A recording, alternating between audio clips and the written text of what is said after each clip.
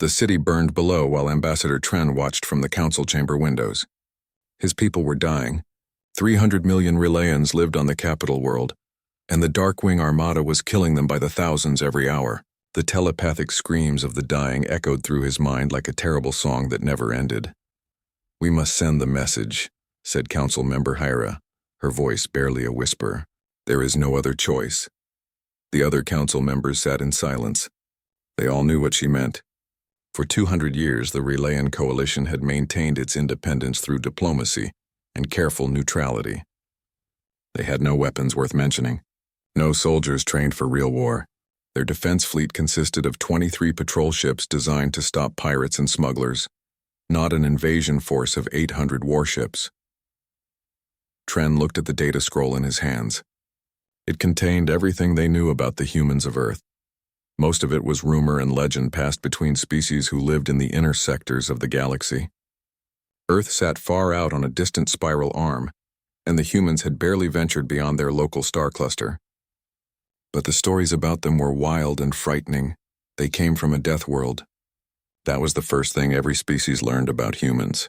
Their planet tried to kill them constantly with storms that could flatten cities, ground that shook and split open without warning, diseases that evolved faster than medicine could keep up, and predators that hunted in packs. Humans survived all of it, and then looked up at the stars and decided to leave. Warlord Breck of the Darkwing Armada had given the Rylayans 48 hours to surrender completely. That deadline had passed 6 hours ago. Now his ships circled the planet like carrion birds, dropping bombs on population centers and broadcasting demands that grew more violent with each passing hour. "The humans have never answered a distress call before," said Council Member Vosh. "We do not even know if they will respond." "They will respond," Tren said quietly. He had studied the fragmented reports about humanity more than anyone else in the government. Every species that has met them says the same thing. Humans cannot ignore a cry for help. It is something deep in their nature. They compulsively protect the weak, and if they decide we are not worth protecting, Tren had no answer for that. He looked out the window again. A Darkwing bomber flew past, close enough that he could see the missile ports along its belly. Seconds later, another section of the city erupted in flames. His telepathic senses registered 3,000 deaths in an instant. "Send the message," Tren said. "We have nothing left to lose." The transmission went out on all frequencies, boosted by what remained of their communications network. It was simple and direct. The Relayan coalition was under attack. They were a peaceful people facing extinction. They needed help. They were begging any species within range to answer their call. The response came 4 hours later, and it came from Earth. Tren sat in the emergency command center deep underground when the communications officer shouted that someone had answered. The entire council rushed to the communication station, hoping against hope that a nearby species had decided to intervene. Instead, they saw a human face on the screen. The human was young, probably a junior officer based on the uniform. She had dark skin and short black hair, and she smiled at them like they were old friends instead of desperate strangers. "This is Lieutenant Davies of the United Earth Defense Fleet," she said in perfect Relayan language. "We received your distress call. Hold tight. We are on our way. How soon can you arrive?" Tren asked, trying to keep his voice steady. "We do not have much time." Lieutenant Davies glanced at something off-screen. 3 days, she said. "Maybe 2.5 if we push the engines." The council members looked at each other in confusion. 3 days? The nearest human colony was 60 light-years away. Even with the fastest FTL drives known to galactic science, that journey should take at least 2 weeks. "I do not understand," Tren said carefully. "How is such speed possible?" The human smiled wider. "We have really good engines," she said. "Listen, we are launching the fleet right now. Admiral Okonkwo will make contact when we arrive. Until then, do everything you can to protect your people. Evacuate the cities if you can. Get underground. We will handle the Darkwing Armada." "How many ships are you sending?" asked Captain Nira, who commanded what remained of the Relayan defense fleet. Lieutenant Davies checked her screen again. "The third fleet is closest to your position. That gives you 42 capital ships, 16 carriers, and about 100 support vessels, plus marine transports. The Admiral wants boots on the ground as soon as we secure orbit." The council chamber fell completely silent. That was an invasion force. That was the kind of fleet you sent to conquer an entire sector of space, not to rescue one species from a pirate armada. That seems like more ships than necessary, Tren said slowly. Oh, the Admiral does not believe in fair fights, Lieutenant Davies said cheerfully. When humans go to war, we go big. Anyway, I have to prep my station for jump. Stay alive. We will be there soon. The transmission ended. The council members sat in stunned silence trying to process what had just happened. They had called for help expecting nothing. What was coming was something far beyond their understanding. Captain Nera spoke first. Are we sure we want this? The humans sound as dangerous as the Darkwings. Tren thought about the burning city above them. He thought about the screams in his mind that never stopped. He thought about the children huddling in shelters while bombs fell from the sky. The Darkwings are killing us because they can, Tren said quietly. The humans are coming because we asked. I will take my chances with beings who answer distress calls. Above them, the bombardment continued. Below them, they waited. Somewhere far across the stars, the Deathworlders were coming. The edge of the Rylaean system flickered with impossible light as reality tore itself open. Space folded and bent in ways that hurt to look at, and then the human fleet arrived. Admiral Okonkwo watched the main view screen from her command chair as the Third Fleet completed its jump sequence. 158 warships materialized in perfect formation within 30 seconds. The precision was beautiful. Every vessel emerged exactly where it was supposed to be, separated by exactly the right distance, oriented in exactly the right direction. 5 years ago, this same maneuver had taken them 4 minutes and resulted in 3 collisions. Training and practice made all the difference. All ships report successful jump, said Commander Williams from the operations station. 0 casualties, 0 damage. Fleet is ready for combat operations. Excellent, Okonkwo said. Signal the fleet. Standard approach pattern. I want those Darkwing scouts to see us coming and have plenty of time to report back to their warlord. Communications. Open a channel to the Rylaean government. The view screen changed to show the interior of what looked like an underground bunker. A group of tall, thin aliens with pale blue skin and enormous dark eyes stared back at her. They looked terrified, which was fair enough. Most species found their first meeting with humans unsettling. Something about the forward-facing predator eyes and the omnivore teeth made herbivore species especially nervous. I am Admiral Okonkwo of the United Earth Defense Fleet, she said, keeping her voice calm and professional. You called for help. We are here to provide it. The oldest Rylaean stepped forward and bowed deeply. I am Ambassador Tren. We are grateful beyond words for your response. The Darkwing Armada has blockaded our world. We have perhaps one day before they begin landing ground troops. Not anymore, Okonkwo said. They will be gone within 12 hours. Do your people have adequate shelter? We have moved most of the population underground. But Admiral, you must understand the scope of what you face. Warlord Breck commands over 800 warships. Your fleet is impressive, but the numbers are not in your favor. Okonkwo smiled. It was not a kind smile. Ambassador, humans learned a long time ago that numbers matter less than capability. We will handle the Darkwing Armada. You focus on keeping your people safe during the fighting. Okonkwo out. The channel closed. She turned to her tactical officer. Analysis of enemy positions? Darkwing fleet is in standard blockade formation around the planet. Heavy concentration over the capital city. Lighter coverage over secondary population centers. They have scouts at the jump points, but they are pulling back now. They know we are here. Good. Let them report what they see. Commander Williams, broadcast on all frequencies. Music Package 7. The communications officer grinned. Music Package 7 was a favorite. Across all channels on every frequency the Darkwing Armada could possibly monitor, the human fleet began broadcasting. Orchestral music thundered through space mixed with heavy drums and electric guitars. Humans had learned centuries ago that psychological warfare started before the first shot was fired. On board the Darkwing command ship, Warlord Breck listened to the strange sounds coming from the human fleet and felt the first stirring of real concern. He had heard stories about humans. Every species in the galaxy had heard the stories. But stories were just stories. His fleet had conquered 17 systems in the past decade. He had never lost a battle. How many ships do they have? He demanded. Approximately 160 vessels, Warlord, his tactical officer reported.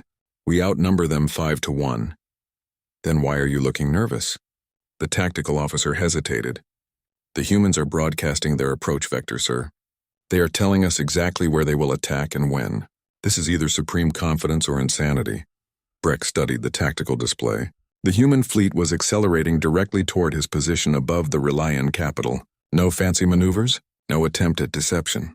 Just a straight line from their jump point to his ships. It was the most arrogant thing he had ever seen. Battle stations, he ordered. We will teach these Deathworlders what happens when they interfere in our conquests. Back on the human flagship, Admiral Okonkwo watched the Darkwing fleet begin repositioning for combat. They moved slowly like they had all the time in the world. That was going to be their first mistake. Fleet is ready for combat operations, Williams reported. All weapons online. All fighters loaded and ready for launch. Marine transports are standing by. Launch fighters, Okonkwo ordered. All carriers full deployment. Across the fleet, 16 carrier ships opened their launch bays. What emerged made the Relayans watching from below gasp in disbelief. 500 small attack craft poured into space, each one moving at speeds that seemed impossible. They formed up into wings and squadrons with practiced ease, then accelerated toward the enemy fleet. Captain Nira watched from her small patrol ship hidden behind one of the planet's moons. Her sensors could barely track the human fighters. They moved like nothing she had ever seen. How are they going that fast? She whispered to her crew. Her tactical officer checked the readings 3 times before answering. Those fighters are pulling acceleration forces that should kill any organic pilot. 40 gravities, 50, 60 at peak turns. Nothing living should survive that. The humans are built differently, Nira said quietly. Their planet has twice our gravity. They evolved to survive forces that would crush us. The first engagement happened at extreme range. Darkwing scouts fired missiles at the approaching fighter swarm. The humans dodged, their craft dancing through space in patterns that seemed random but clearly were not. Return fire from the human fighters was devastating. Bright blue energy beams cut through Darkwing ships like they were made of paper. In the underground command center, Ambassador Tren and the Council watched in amazement as 10 Darkwing scouts simply ceased to exist in the span of 30 seconds. The human fighters did not slow down. They accelerated harder, diving into the main enemy formation like predators who had spotted prey. This is not how civilized species fight wars, Council Member Vosh said in shock. No, Tren agreed. This is how humans fight wars. The main battle began when the human capital ships entered weapons range. Darkwing cruisers opened fire with everything they had. Energy beams and missiles filled space with deadly light. The human fleet did not even try to dodge. They took the hit straight on, their shields flaring bright as they absorbed damage that should have destroyed them. Then the humans returned fire, and the Darkwings learned what real firepower looked like. Human weapons were crude by galactic standards. They did not use elegant energy matrices or quantum disruption fields. They used simple kinetic slugs fired at relativistic speeds and high-energy lasers pumped by fusion reactors. But what they lacked in sophistication, they made up for in sheer overwhelming power. A human dreadnought fired its main railgun. A solid slug of depleted uranium weighing 10 tons crossed 50,000 kilometers in under a second and hit a Darkwing battleship dead center. The enemy ship simply exploded, torn apart by kinetic energy that exceeded its structural limits by an order of magnitude. Break formation. Warlord Breck screamed, "Scatter and engage at range." But the humans had planned for that. Their fighters swarmed any Darkwing ship that tried to break away, herding them back into the killing zone where the human capital ships waited. It was not a battle. It was a carefully orchestrated slaughter. Down on the planet's surface, in a shelter beneath the burning capital city, a young Rylayan child asked her mother a question that millions of her people were thinking. Are the humans here to save us or to conquer us? Her mother held her close and watched the lights in the sky. I do not know, little one. I truly do not know. Wing Commander Park pulled her fighter into a tight spiral, cutting through a cloud of debris that used to be a Darkwing destroyer. Her wingman followed close behind, matching her movements perfectly. They had flown together for 3 years, and by now they barely needed to communicate. Hand signals and instinct were enough. Gold Squadron, form on me, she transmitted. We are pushing through to the command ship. Ruby Squadron will cover our approach. 20 fighters acknowledged and fell into formation. Below them, the Relayan homeworld turned slowly, its surface marred by smoke and fire from weeks of bombardment. Above them, the largest space battle the sector had seen in decades continued to rage.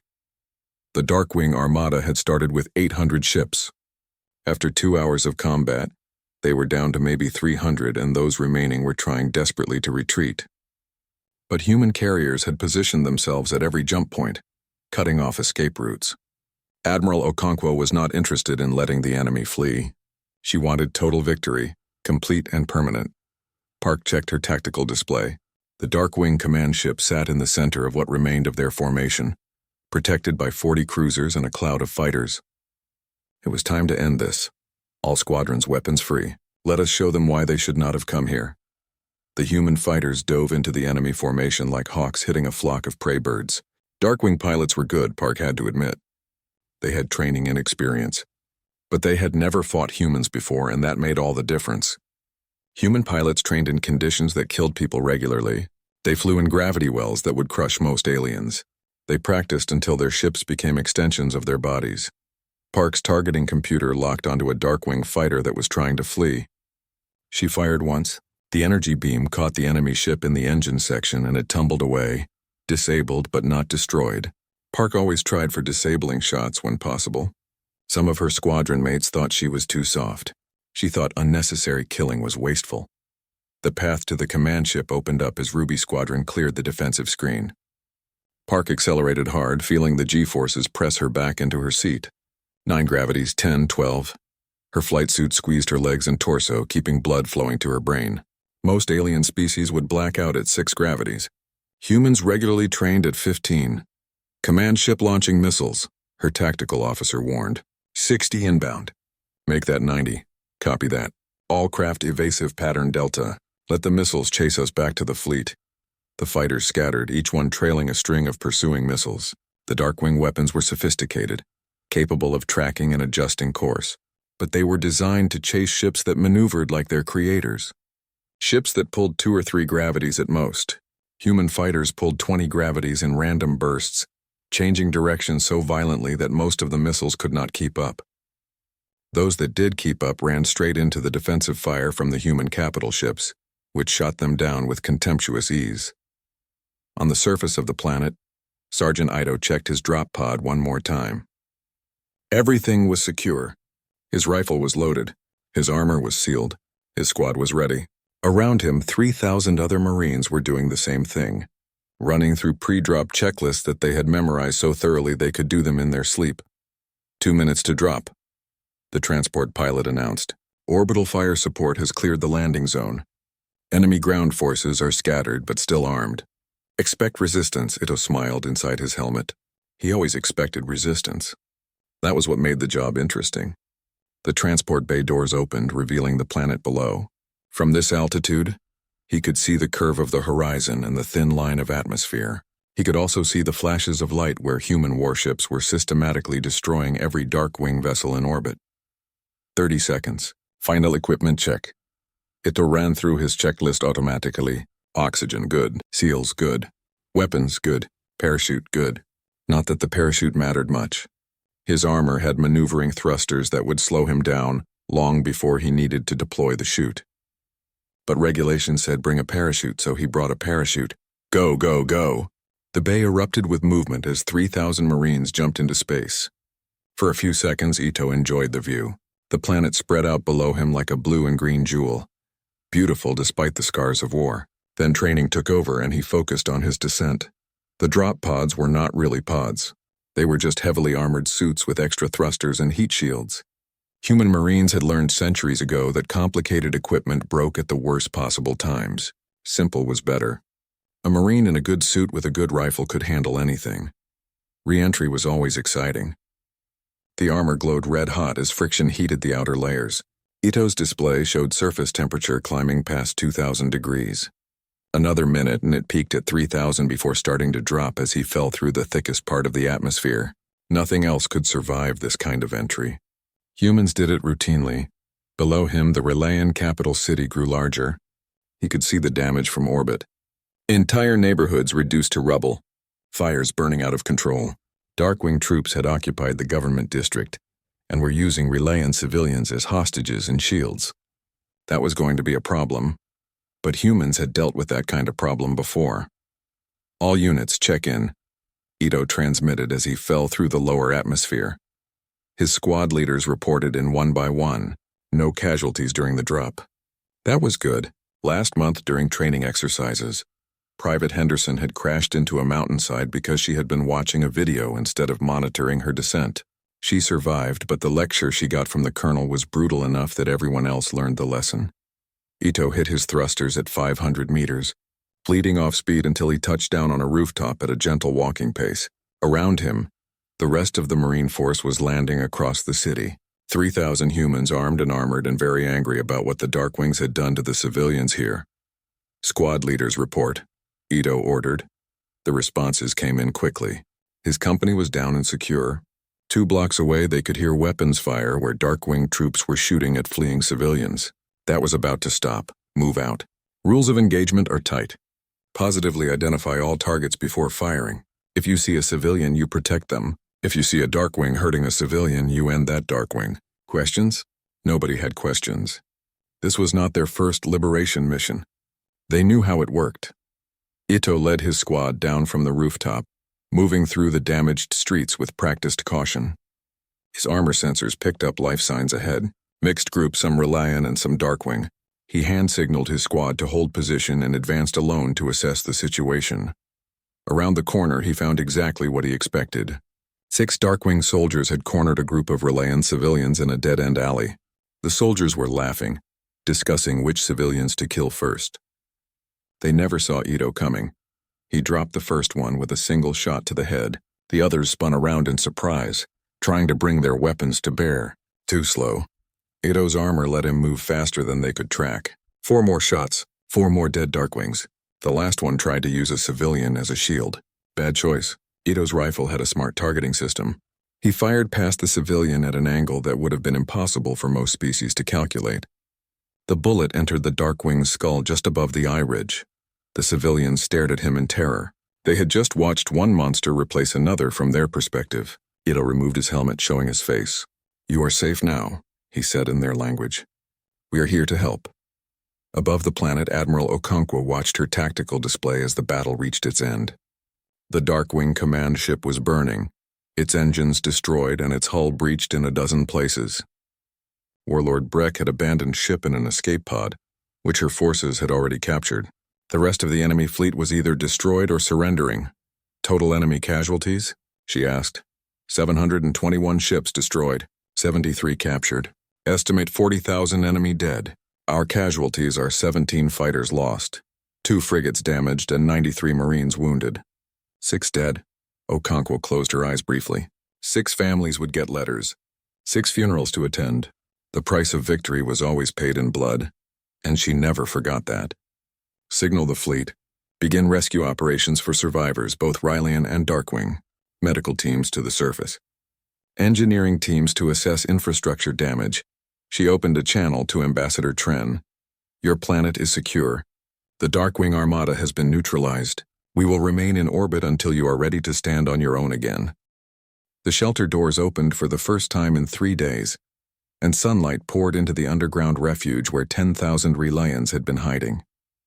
They emerged slowly, uncertain and afraid, blinking in the brightness. The city above them was damaged but still standing. The bombardment had finally stopped. Private Walsh stood at the shelter entrance, directing the civilians toward the aid stations that the Marines had set up during the night. She had been on duty for 16 hours straight and she was exhausted, but every time she thought about taking a break, another family would emerge from the shelters looking lost and terrified, and she would find the energy to keep going. "Food and water are available at the green tents," she said in careful Reliant, pointing down the street. "Medical care is at the blue tents. If you need help finding family members, go to the white tent. They have a database of all survivors." An elderly Rylian woman approached her hesitantly. "Is it truly over? Are the Darkwings gone?" Walsh nodded. "They are gone. You are safe now." The woman looked at Walsh's armor, still scarred and scorched from the orbital drop. "You fell from the sky," she said quietly. "We saw you. Thousands of you falling like stars. We thought you would die in the fire." "Humans are hard to kill," Walsh said with a tired smile. "It is kind of our thing." She helped the woman toward the food distribution point where human Marines were handing out ration packs and bottles of water. The rations were designed for human metabolism and might not be ideal for Relayan biology, but Dr. Patel and her xenobiology team had cleared them as safe. The important thing was getting food and water into people who had been trapped underground for days. Across the city, scenes like this were playing out at every shelter entrance. 3,000 Marines had become 3,000 aid workers overnight. They cleared rubble, distributed supplies, set up communications networks, and did everything else that needed doing. Colonel Rains had made it clear that the mission was not over just because the shooting had stopped. The real work was just beginning. Ambassador Tren walked through the streets of his capital, trying to process what he was seeing. Human soldiers were everywhere, but they were not acting like conquerors. They were helping. A squad of Marines was working to stabilize a building that threatened to collapse. Another group was setting up a field hospital. A human engineer was talking with a Rylayan city official about restoring power to the residential districts. He found Dr. Patel coordinating the medical response from a command post in what used to be a park. She looked up as he approached and offered a weary smile. "Ambassador, I apologize for not meeting with you sooner. We have been rather busy." "I understand," Tren said. "I wanted to thank you. Your people have done more than we could have hoped." Patel shook her head. "We did what anyone should do. You called for help. We helped. Most species would have asked for payment or territorial concessions. You have asked for nothing. Payment for what? Doing the right thing?" Patel looked genuinely confused by the question. "Ambassador, I think there is something you need to understand about humans. We have been where you are now.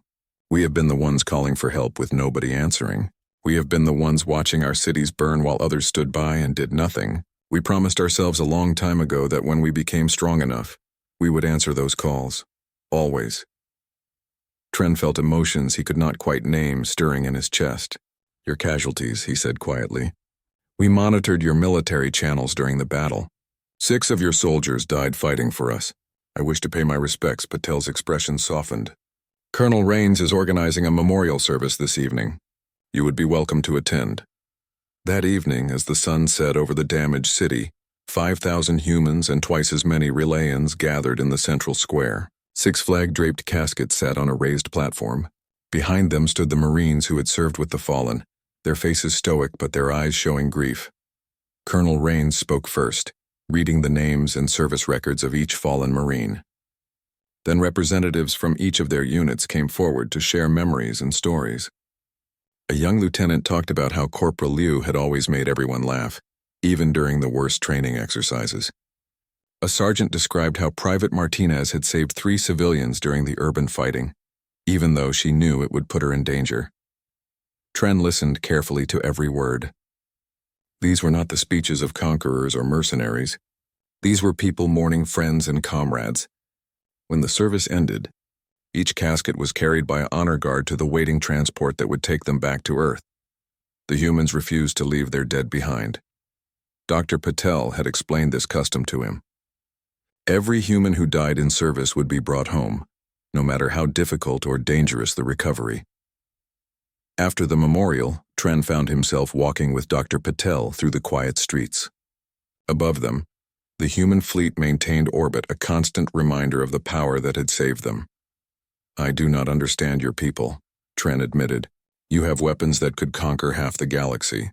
You have soldiers who treat war like an art form, but you use all that power to protect others. Why?"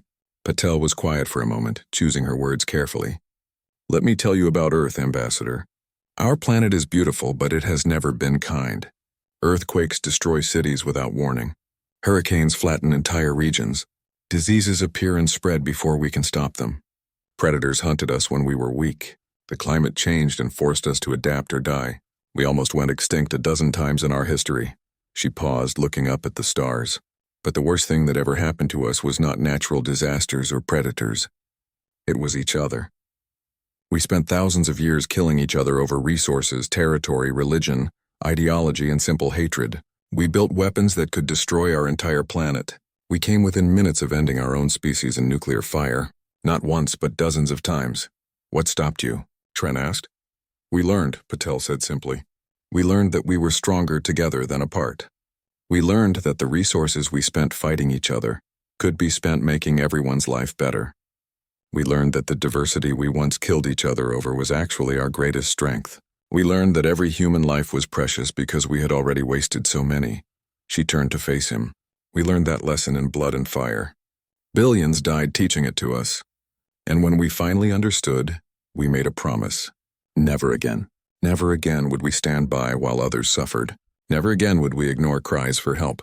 Never again would we let the strong prey on the weak without consequence. Tren felt the weight of those words. You fight wars to prevent wars. We fight wars to protect peace, Patel corrected. There is a difference. We do not enjoy violence, Ambassador, but we are very, very good at it because our history required us to be. And now that we are strong enough, we use that strength to protect those who cannot protect themselves. They walked in silence for a while, passing groups of humans and Relayans working together to clear rubble and repair damage. Tren saw a human marine teaching a group of Relayan children how to purify water. He saw a Relayan doctor working alongside human medics in a field hospital. He saw the beginning of something new. What happens now? He asked. Now we help you rebuild, Patel said. We train your people to defend themselves. We teach you what we know about warfare and defense so that you never need to call for help again. And when you are strong enough to stand alone, we leave. That is how it works. And if we want you to stay? Patel smiled. Then we stay. As friends and allies, but never as rulers. We did not come here to build an empire, Ambassador. We came because you needed help. That night, Tren stood in his damaged office and composed a message to the other species in the Galactic Council. He told them about the humans, about their power and their restraint, about their capacity for violence and their commitment to protecting the weak. He told them that the galaxy had changed whether they knew it yet or not. The Deathworlders had answered a cry for help, and in doing so, they had revealed something that terrified and inspired in equal measure. Humanity was not coming to conquer. They were coming to protect, and that made them far more dangerous than any empire that had ever existed. 3 weeks after the liberation, Ambassador Tren found himself aboard a human warship for the first time. The invitation had come from Admiral Okonkwo personally. A small delegation of Relayan officials would travel to Earth to formalize the alliance between their peoples. It was an honor and a responsibility that Tren took seriously. What he did not expect was how uncomfortable the journey would be. The gravity is set to Earth standard, explained Lieutenant Davies, who had been assigned as their guide. That is about 1.8 times what you are used to. We can adjust it in your quarters if you need us to. Tren tried to walk normally and found it required significantly more effort than usual.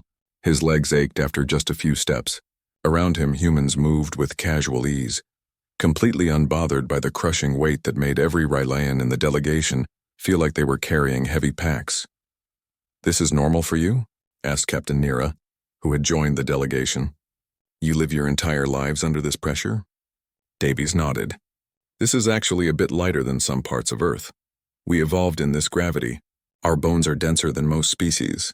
Our muscles are stronger. Our hearts pump harder. It is just how we are built. They continued the tour through the ship, and every new section revealed something that made the Rylayans uncomfortable. The temperature was hot enough that Tren found himself sweating. The oxygen content was high, making him feel slightly dizzy. Even the lighting seemed harsh and bright compared to what they were used to. Your environmental controls are set incorrectly, Tren said hesitantly. Everything is too extreme. No, this is correct for humans, Davies said. Let me show you something. She led them to an observation deck where they could see the human crew going about their duties. Marines were exercising in a gym area, lifting weights that would have crushed a Rylayan. Engineers were working in compartments that felt like furnaces, repairing equipment with their bare hands. Pilots were running flight simulators that involved acceleration forces that would kill most species.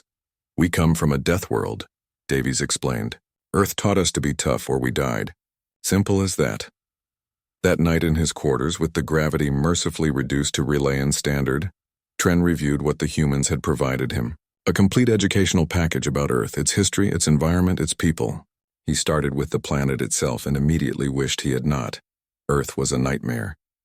That was the only way to describe it. The planetary data read like a horror story. Earthquakes happened constantly, sometimes powerful enough to destroy entire cities in seconds. Volcanoes erupted without warning, burying regions under ash and lava. The weather was violently unstable. Hurricanes with winds strong enough to level buildings. Tornadoes that appeared suddenly and destroyed everything in their path. Blizzards that dropped the temperature below survivable levels. Then there were the biological threats. Diseases that evolved faster than anyone could track them. Viruses that killed millions before cures could be found. Bacteria that adapted to every medicine developed to fight them. Parasites that infiltrated bodies and controlled behavior. And the predators. Oh, the predators. Tren read about lions that hunted in coordinated packs. Bears that could kill with a single swipe of their claws. Sharks that could smell blood from kilometers away. Snakes that could kill with venom or constriction. Spiders, scorpions, jellyfish, and 1,000 other creatures that had developed ways to kill efficiently. And humans had survived all of it. Not just survived, they had thrived. They had spread across their entire planet, adapting to every environment. They lived in deserts that reached killing temperatures during the day. They lived in Arctic regions where exposed skin would freeze in minutes. They lived on islands constantly threatened by tsunamis. They lived on fault lines where earthquakes were common. They lived everywhere and refused to die. The historical data was even more disturbing. Wars. Endless, brutal wars.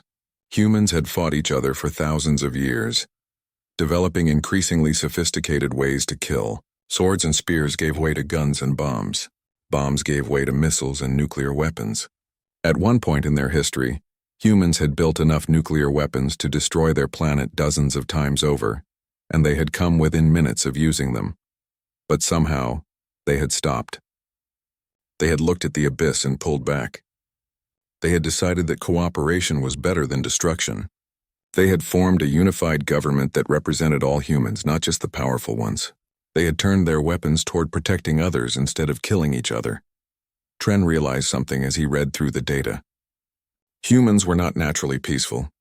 They were naturally violent. But they had learned to control that violence and direct it toward productive ends. They had not eliminated their aggressive instincts. They had channeled them. The next day, Davies took them to meet Teacher Lynn, who specialized in explaining human culture to aliens. She was an older woman with gray hair and laugh lines around her eyes. Her classroom was filled with displays showing different aspects of human civilization. "Welcome," she said warmly. "I understand you have been learning about our planet.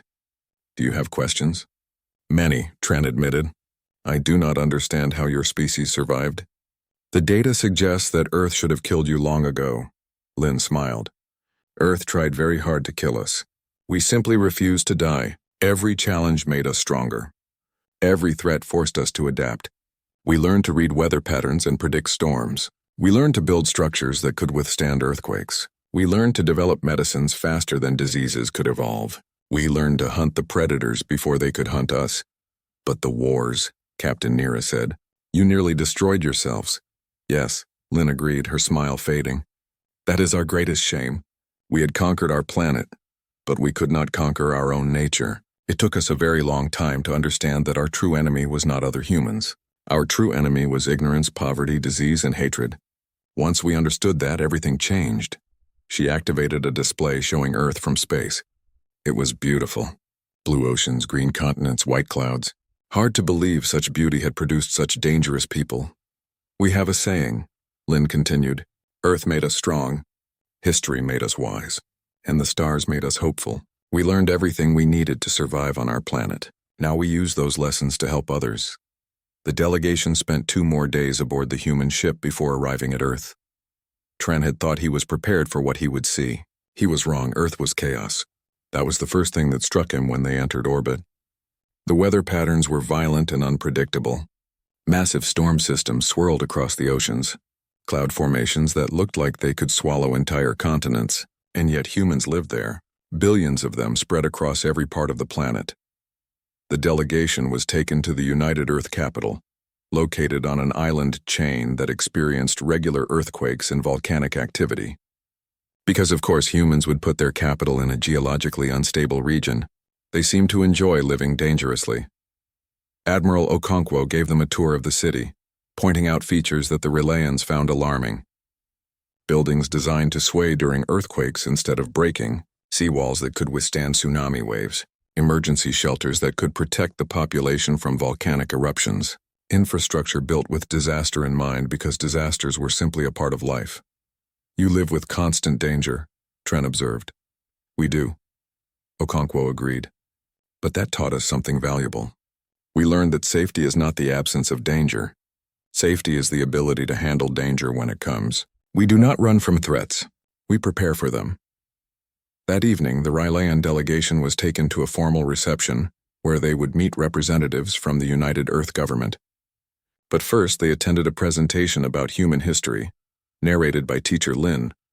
She showed them images of early humans hunting mammoths with primitive weapons, showed them ancient cities destroyed by earthquakes and rebuilt, showed them armies clashing with swords and shields, showed them the development of industry and technology, showed them the terrible wars of the 20th and 21st centuries, showed them the moment humans nearly destroyed themselves with nuclear weapons, and showed them the peace that followed, hard-won and carefully maintained. We carry our history with us, Lin said as the presentation ended. Every human knows where we came from. We teach our children about the mistakes we made so they do not repeat them. We remember the wars so we never forget the price of peace. We study our violent past so we can build a better future. She turned to face the Rylaean delegation directly. You asked why we answered your call for help. This is why. We know what it is like to be helpless and afraid. We know what it is like to watch your civilization burn. We know what it is like to need help and have nobody come. We promised ourselves that when we became strong enough, we would be the ones who came, every time, without fail, because that is what we wished someone had done for us. Tren felt tears forming in his eyes. Around him, the other members of his delegation were similarly moved. They had thought they were allying with powerful warriors. They had not understood that they were allying with survivors who had learned compassion through suffering. 6 months after the liberation, the Rylaean capital looked almost normal again. The rubble had been cleared from the streets. Buildings that could be repaired had been repaired. Those that could not be saved had been torn down and rebuilt. The scars remained, but they were healing. Private, Walsh watched from her post at the Joint Defense Station as a group of young Rylaeans went through basic training exercises under the supervision of Sergeant Ito. The exercises looked brutal. Long runs in full gear, obstacle courses designed to push people to their limits, combat drills that required quick thinking and quicker reflexes. But the Rylaeans were doing it. Not easily and not always successfully, but they were trying. They are getting better, Ito said, walking over to join her. 2 months ago, half of them could not finish a 5-kilometer run. Now most of them can do 10, Walsh nodded.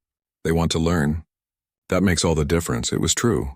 After watching humans fight, many young Rylaeans had volunteered for military service. They wanted to learn how to protect their world so they would never need to call for help again. The human military had agreed to train them, though the program had required significant modifications. Rylaean physiology was different from human physiology. They could not handle the same gravity, the same temperatures, or the same physical stress, but they had their own strengths. Enhanced reflexes, better spatial awareness, natural telepathic communication that made squad coordination easier. The training program had become a cultural exchange as much as a military one. Humans learned about Rylaean society and values. Rylaeans learned about human history and tactics. Both species found they had more in common than they expected. Admiral Okonkwo stood in the command center of the Joint Defense Station and reviewed the latest intelligence reports. The Darkwing Armada was regrouping. Warlord Breck had escaped human custody and was building a new fleet with help from several pirate factions, and at least one rival government. The threat was not over, but the situation was different now. The Rylaeans were not alone. They had allies. Human ships patrolled their system. Human Marines trained their soldiers. Human engineers helped rebuild their infrastructure. And most importantly, the Rylaeans were learning to defend themselves. Captain Nira entered the command center, her uniform now bearing both Rylaean and human insignia. She had been promoted to commander of the Joint Defense Fleet, a position that gave her authority over both Rylaean and human vessels. It was a responsibility she took seriously. Admiral, she said formally, we have received distress calls from 3 different systems in the past week. All of them report attacks similar to what we experienced. The Darkwing Armada is expanding operations. Okonkwo studied the star map. The attacks were spreading across a wide area, targeting peaceful species with minimal defenses. Classic pirate tactics. Hit the weak, avoid the strong, and move on before anyone could respond. Except now someone could respond. Recommendations? Okonkwo asked. We split our forces, Nira said. Send battle groups to each threatened system. Show the Darkwings that attacking peaceful species will bring human intervention. Make them understand that there are consequences now. That spreads us thin, Okonkwo observed. What if they are trying to draw us out of position? Then we fall back and defend the core systems, Nira said. But if we do nothing, we tell every pirate and warlord in the sector that they can act with impunity. We need to send a message. Okonkwo considered this. Captain Nira had learned quickly. She was thinking strategically now, considering not just the immediate threat but the long-term implications. I agree, Okonkwo said finally. Prepare 3 battle groups.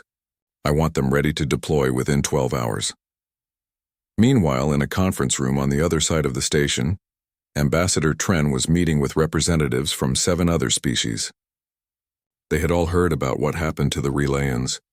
They had all heard about the humans who came to help, and they were all interested in forming similar alliances. The humans ask for nothing, said Ambassador Ven of the Poria Collective. No territory, no resources, no political concessions. Why? Tren smiled. He had asked the same question 6 months ago. Now he understood.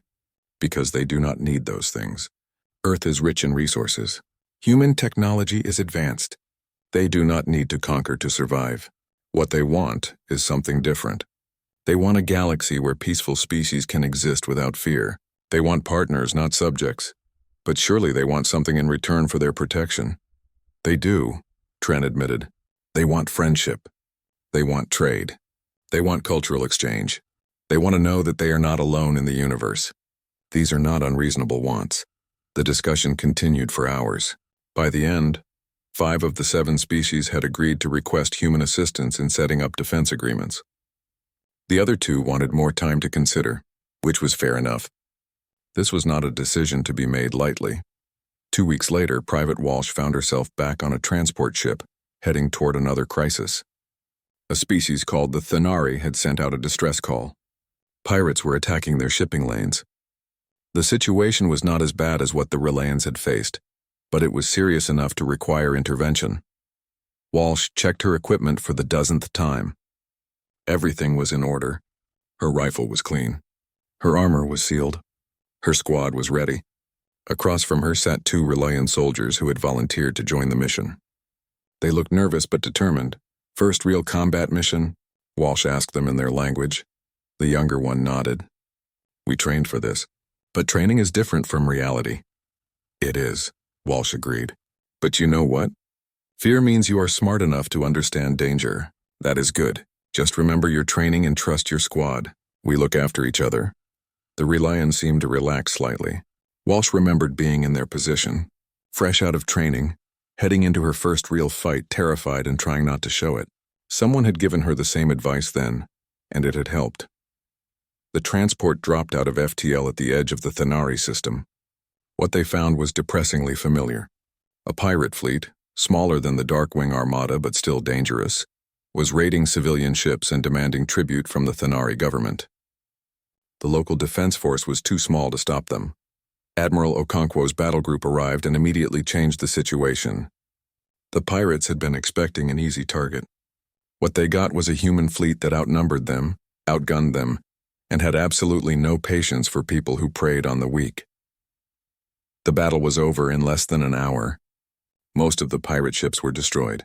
A few managed to escape into FTL, but they would not be coming back.